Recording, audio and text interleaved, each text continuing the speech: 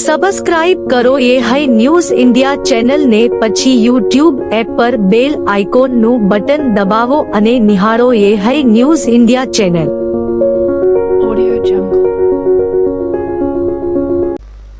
બનાસકાંઠા જિલ્લામાં ઉપરવાસમાં પડી રહેલા ભારે વરસાદના પગલે અમીરગઢ તાલુકાના જાસોર ખાતે આવેલ કેદારનાથ ડેમ ઓવરફ્લો થતા ખેડૂતોમાં ખુશી પ્રસરી જવા પામી હતી.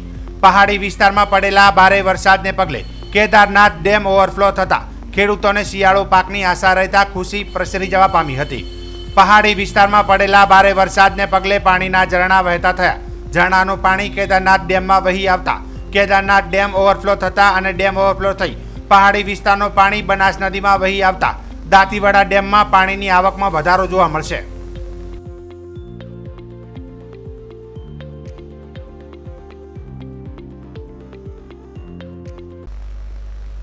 આજરોજ પૂર્વ રાષ્ટ્રપતિ ભારત રત્ન ડોક્ટર સર્વપલ્લી રાધાકૃષ્ણને સ્મરણાંજલિ સાથે એક બાળકના જીવન ઘડતરમાં જેમનો અગત્યનો ફાળો રહેલો છે તેવા પ્રત્યેક શિક્ષણના મહાત્માનું ઋણ સ્વીકારી શિક્ષક દિનની ઉજવણી આખા ભારત દેશમાં કરવામાં આવે છે. ત્યારે આજરોજ શાળા નંબર 1ના વિદ્યાર્થીઓને બાબર પોલીસના માણસો દ્વારા ટાઉન જમાદાર જયંતિભાઈ પી ઠાકોર તથા પોલીસ કોન્સ્ટેબલ મહેશભાઈ રાવલ તથા મોતીભાઈ દેસાઈએ બાળકો શિક્ષકો શિક્ષિકા બન્યા હતા તેમને મોં મીઠું કરાવવામાં આવ્યું હતું. બાલવાટિકાથી લઈને ધોરણ 8 સુધીના વિદ્યાર્થીઓને બાબર પોલીસ સ્ટાફના માણસો દ્વારા ચોકલેટ આપવામાં આવી હતી. આ શિક્ષક દિનમાં ધોરણ 3 થી ધોરણ 8 સુધીના કુલ 27 બાળકોએ લાભ લીધો હતો અને કાર્યક્રમને સફળ બનાવ્યો હતો.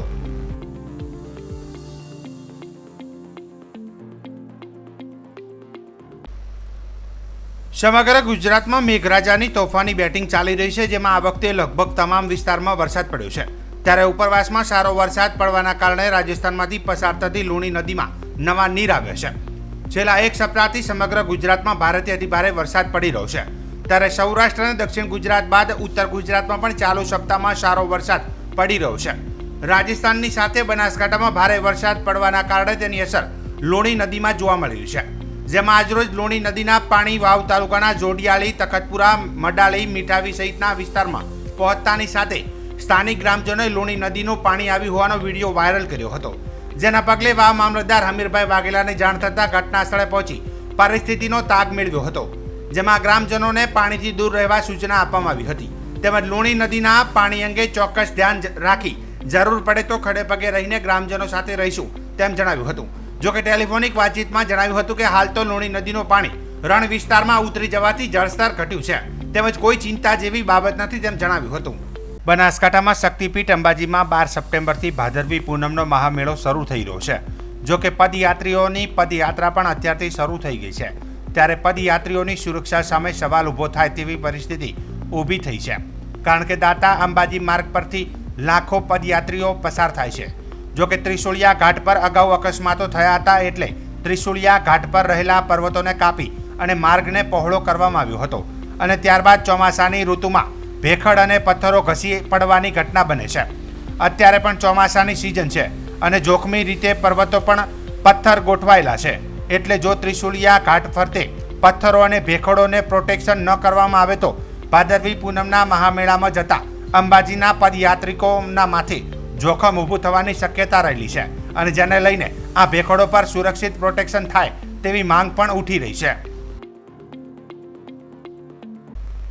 ગુજરાતમાં મુશળધાર વરસાદ વચ્ચે મોડામાં મોડા બનાસકાંઠામાં ચોથા રાઉન્ડમાં મેઘમહેરની શરૂઆત થઈ છે.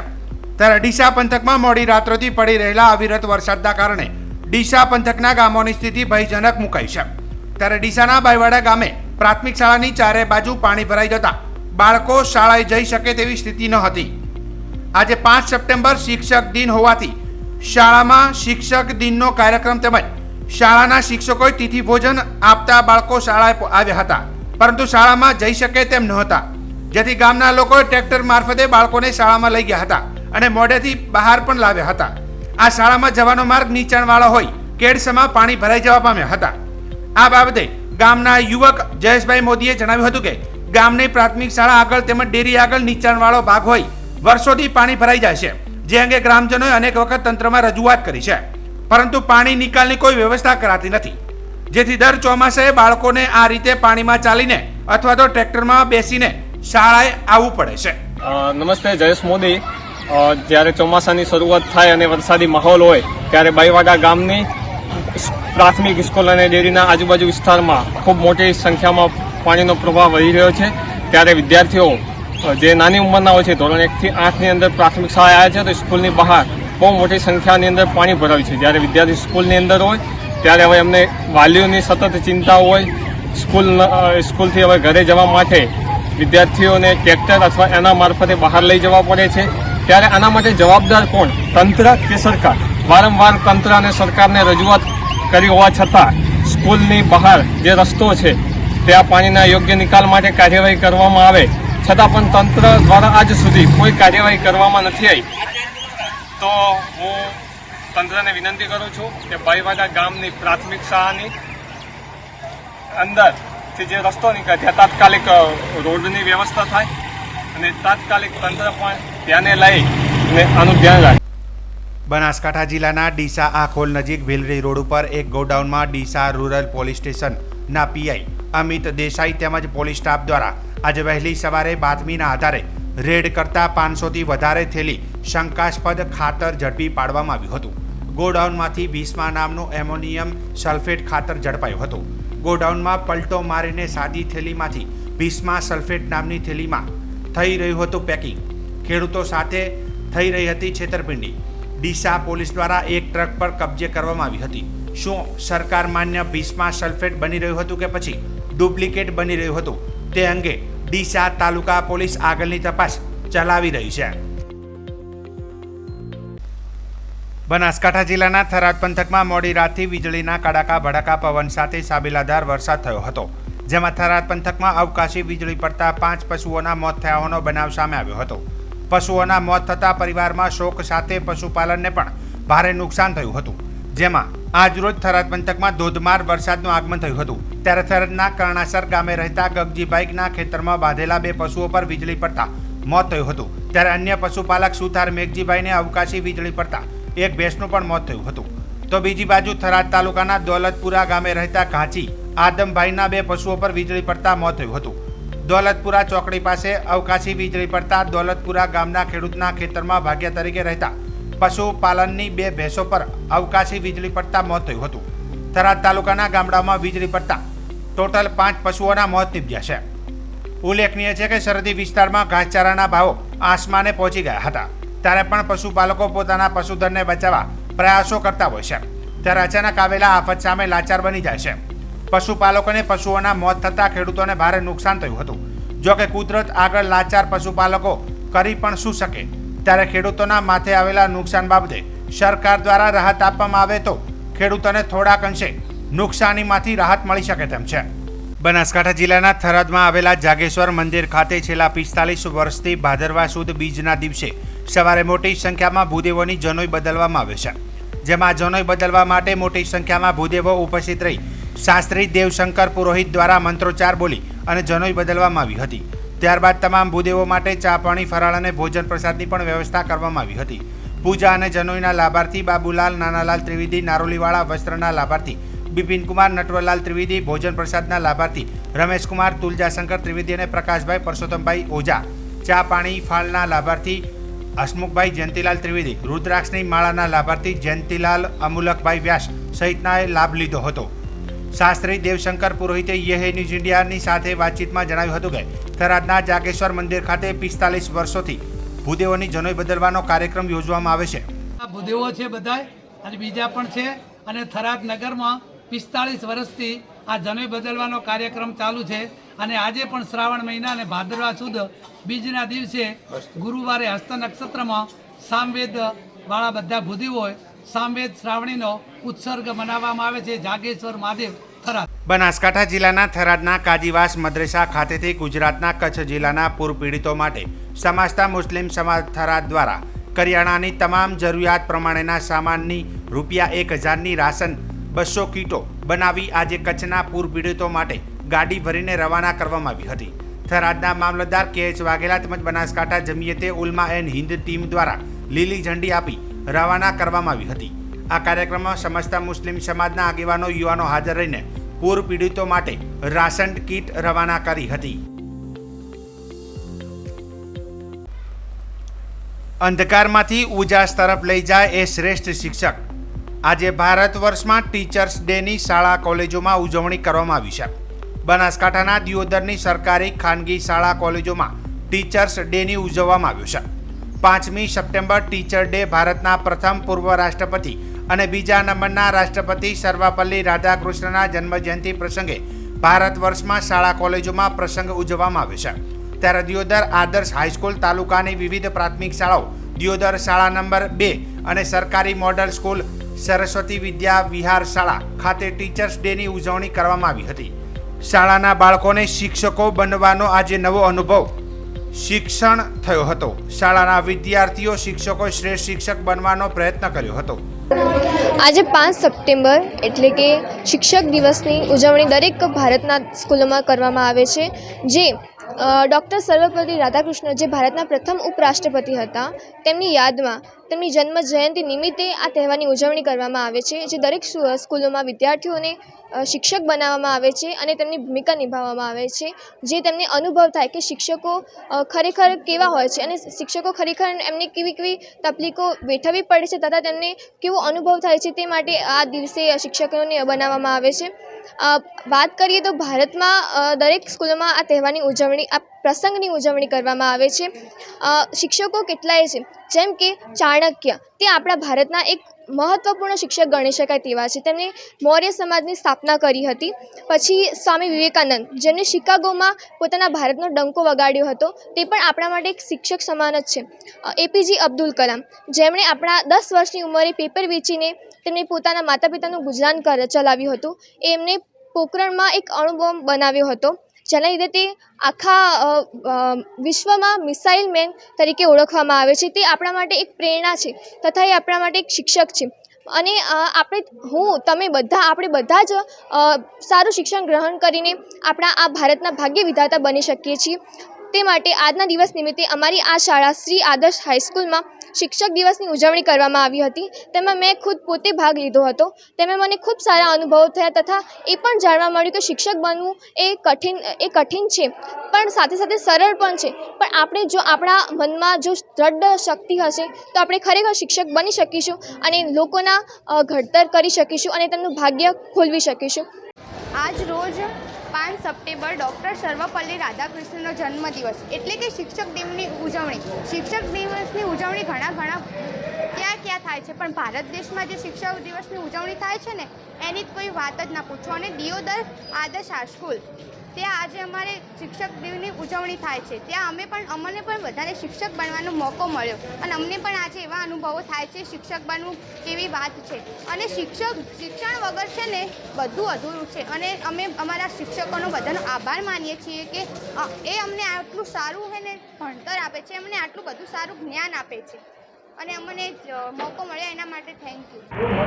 આજે 5 સપ્ટેમ્બર એટલે કે શિક્ષક દિવસ આપણા ભારતના બીજા રાષ્ટ્રપતિ ડૉક્ટર સર્વપલ્લી રાધાકૃષ્ણના જન્મજયંતિ નિમિત્તે અમારી શાળા શ્રી સરસ્વતી વિદ્યાવિહાર ખાતે શિક્ષક દિવસની ઉજવણી કરવામાં આવી. આજે હું એક શિક્ષક કે આચાર્ય તરીકેની ભૂમિકા ભજવી.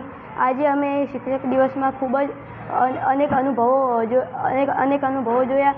દેશના ઘડતરમાં શિક્ષકોનો ખૂબ જ મોટો ફાળો રહ્યો છે. અજ્ઞાનતાના અંધકારમાંથી જ્ઞાનરૂપી પ્રકાશ સુધી લઈ જવાનો માર્ગદર્શક એટલે કે શિક્ષક. અમે શિક્ષક બનીને ખૂબ જ મજા આવી. અમે ઘણા બધા ભાઈ બહેનો શિક્ષક બન્યા, ઉપાચાર્ય બન્યા, આચાર્ય બન્યા. હું પણ આચાર્ય બન્યો છું, તેથી મને ખૂબ જ મજા આવી. શિક્ષક દિનની વિશ્વમાં શિક્ષકોના માનમાં ઉજવવામાં આવતો દિવસ છે, જે 5 ઓક્ટોબરના રોજ વિશ્વ શિક્ષક દિન તરીકે મનાવાય છે. ભારતમાં શિક્ષક દિન દર વર્ષની જેમ 5 સપ્ટેમ્બરના રોજ મનાવવામાં આવે છે. આ દિવસ ભારતના ભૂતપૂર્વ રાષ્ટ્રપતિ ડૉક્ટર સર્વપલ્લી રાધાકૃષ્ણનો જન્મદિવસ છે, જેને તેમની યાદમાં ભારતમાં શિક્ષક દિન તરીકે ઘોષિત કરવામાં આવ્યો છે.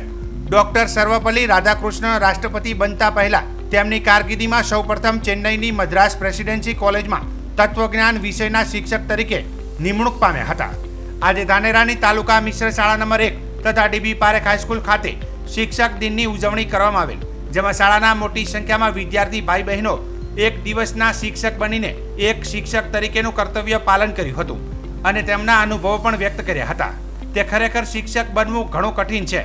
તેની જવાબદારીઓ અને શિક્ષણ પ્રત્યેનો પરિશ્રમ ખૂબ જ કઠિન છે તેવું લાગ્યું હતું.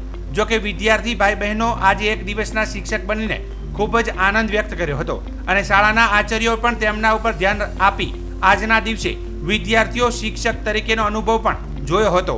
આમ આજે શિક્ષક દિન તરીકેની શાળામાં સુંદર રીતે ઉજવવામાં આવ્યો હતો. આજે 5મી સપ્ટેમ્બર ડોક્ટર સર્વપલ્લી રાધાકૃષ્ણના જન્મદિવસ નિમિત્તે અમારી શાળામાં શિક્ષક દિન ઉજવવામાં આવ્યો હતો. તેમાં હું એક દિવસની શિક્ષિકા બની હતી. મને બહુ જ સારો અનુભવ પ્રાપ્ત થયો. બાળકોએ મને બહુ જ સારો સહકાર આપ્યો. તેથી હું બધાનો આભાર. આજે 5મી સપ્ટેમ્બર એટલે કે શિક્ષક દિવસ. શિક્ષક દિવસ છે ડોક્ટર સર્વપલ્લી રાધાકૃષ્ણના જન્મદિવસ નિમિત્તે અમારી શાળામાં આ કાર્યક્રમનું આયોજન કરવા બદલ આપ સર્વ શિક્ષકોનો ખૂબ ખૂબ આભાર. આ કાર્યક્રમનું આયોજન જયંતિભાઈ સાહેબશ્રી તથા આરડી સાહેબશ્રીએ કરેલું છે અને આજ તે મને આચાર્ય સાહેબશ્રી તરીકેની ભૂમિકા ભજવવા મળી તે બદલ મને ખૂબ ગર્વ છે. અને મારો પ્રેટ 10 ગામમાં હતો. મેં જઈને એમને સાહિત્ય પ્રત્યે થોડુંક માર્ગદર્શન આપ્યું, દુઆ છંદ વિશે માહિતી આપી અને તે બાળકોએ પણ મને સારું પ્રોત્સાહન આપ્યું. મને ખૂબ આનંદ આવ્યો અને બાળકો પણ કહેતા હતા કે તમે ઓલરેડી આચાર્ય તરીકેની ભૂમિકા ભજવો. અસ્તુ ભારત માતા કી જય. નમસ્કાર. આજે 5મી સપ્ટેમ્બર એટલે શિક્ષક દિન. ડૉક્ટર સર્વપલ્લી રાધાકૃષ્ણની યાદમાં આજે સમગ્ર ભારતમાં શિક્ષક દિનની ઉજવણી કરવામાં આવે છે. એના અનુસંધાનમાં મારી ડીબી પારેખ હાઈસ્કૂલમાં આજે ધોરણ 9 થી 12ના 80 વિદ્યાર્થીઓ શિક્ષક બન્યા છે અને દરેક બાળકોને એક દિવસ માટે હંમેશા એમને યાદ રહે એમના જીવનમાં એ માટે એક દિવસ માટે એમના શિક્ષકના નિમણૂક હુકમ પણ આપવામાં આવે છે અને સરસ રીતે દરેક બાળકો વર્ગમાં શિક્ષક દિન તરીકેની કામગીરી કરાઈ રહ્યા છે. દરેક બાળકોને આજે ખૂબ જ પ્રોત્સાહિત કરવામાં આવે છે અને દરેક વર્ગોમાં સારું શૈક્ષણિક કાર્ય થઈ રહ્યું છે. બાળકોમાં અનેરો ઉત્સાહ છે. દરેક બાળકને આજના શુભ પ્રસંગે હું દરેક બાળકો જે શિક્ષકો બન્યા છે એમને ભવિષ્યમાં શિક્ષક બને એવી શુભેચ્છા પાઠવું છું. આજે 5મી સપ્ટેમ્બર શિક્ષક દિન નિમિત્તે આજે અમારી શાળામાં 80 બાળકોએ શિક્ષક બનવાનો અનુભવ કર્યો. મેં દરેક વર્ગની મુલાકાત લીધી. અમારા જે બાળકો શિક્ષક બન્યા છે એમને ખૂબ જ સરસ તૈયારી કરી અને ક્લાસમાં ભણાવે છે. એ સાથે બાળકોને એમ પણ લાગે કે શિક્ષક બનવું સહેલું નથી. ચાણક્યએ કહ્યું છે કે શિક્ષક કભી સાધારણ નહીં હોતા, પ્રલય और निर्माण उसकी गोद में पलते हैं. બાળકો આજે એક દિવસ માટે શિક્ષક બન્યા એટલે એમને પણ અહેસાસ થયો કે શિક્ષક બનવું સહેલું નથી. છતાં પણ અમારા બાળકોએ ખૂબ જ સરસ તૈયારી કરી. જે વિદ્યાર્થીઓ છે એ પણ ખૂબ જ સારી રીતે ભણ્યા અને આજના દિવસને ખૂબ જ આનંદ અને ઉત્સાહભેર ઉજવવામાં આવ્યો. દરેક બાળકના ચહેરા પર આજે ખૂબ જ એક અલગ પ્રકારનો અનેરો અને ઉત્સાહ જોવા મળ્યો. આજરોજ શિક્ષક દિન નિમિત્તે શાળાની અંદર વિદ્યાર્થીઓ દ્વારા સ્વયં શિક્ષક દિનની ઉજવણીનો કાર્યક્રમ રાખેલો હતો. તેમાં દરેક ધોરણમાંથી જેમને શિક્ષક બનવામાં રસ હતો એ બધા વિદ્યાર્થીઓને અહીં આપણે ચાન્સ આપ્યો છે અને બધા વિદ્યાર્થીઓ સરસ મજાનો લાભ લીધો છે. એમણે એમના અનુભવો વર્ણ્યા છે અને એક દિવસમાં જે શિક્ષક બનીને એમનું જે વિઝન છે એ મોટા થઈને શિક્ષક બનવાનું વિઝન એ સર કરે એના માટે કરીને એમણે સરસ મજાના આજે કાર્યક્રમની ઉજવણી કરી છે. સબસ્ક્રાઇબ કરો એ હાઈ ન્યૂઝ ઇન્ડિયા ચેનલ ને પછી યુટ્યુબ એપ પર બેલ આઇકોનનું બટન દબાવો અને નિહાળો એ high news India channel. Audio Jungle.